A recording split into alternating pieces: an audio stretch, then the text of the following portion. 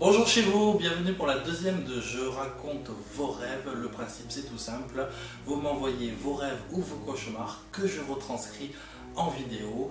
Aujourd'hui c'est le rêve d'Alice d'Avignon, je la remercie beaucoup. C'est parti les enfants. Je suis au milieu d'une forêt. Mon cœur est haletant car je suis poursuivi par des singes à cheval. Je cours à toute allure et soudain tombe dans un trou. Je me retrouve dans un désert aride. Dans le ciel, des pendules dégoulinent comme dans les tableaux de Dali. Des tic-tac résonnent dans ma tête. Il fait chaud et je meurs de soif, mais plus j'avance, plus des vêtements sortis de nulle part s'empilent sur moi sans que je n'ai rien demandé. Mes gestes sont lourds et j'étouffe. Je m'enlise dans le sable mouvant et je me retrouve cette fois-ci devant une grande bâtisse étrange et inquiétante. Au loin, l'œil surdimensionné d'un chat qui m'observe. Devant moi, un grand portail lugubre. Je décide de franchir le pas et je me retrouve à traverser, tout en étant sur mes gardes, une allée brumeuse qui mène à une petite tour. J'accélère le pas et finalement je me retrouve dans une cour où au milieu se dresse une fontaine.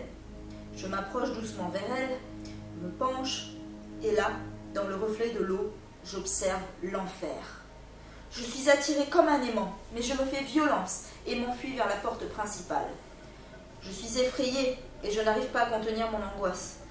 La porte s'ouvre lentement et là apparaît un homme lugubre, une sorte de majordome qui me fait signe de rentrer. Je me retrouve dans la salle d'un château sinistre. Au mur, des tableaux étranges de toutes sortes. J'avance d'un pas non assuré et m'installe à cette grande table. Devant moi se présente mon plat préféré. Je mange, et plus je mange, plus je maigris. Je lève les yeux et constate que je ne suis pas seule. Au bout de cette table, une jolie jeune femme me regarde fixement.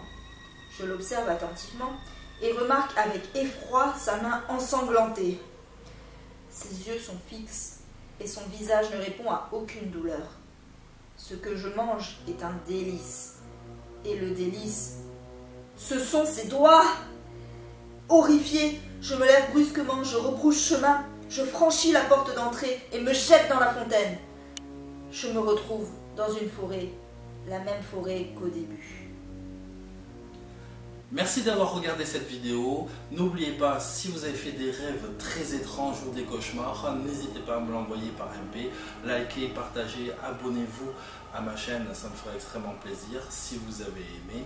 Et on se donne rendez-vous la semaine prochaine pour un nouveau rêve ou un cauchemar. Bonjour chez vous.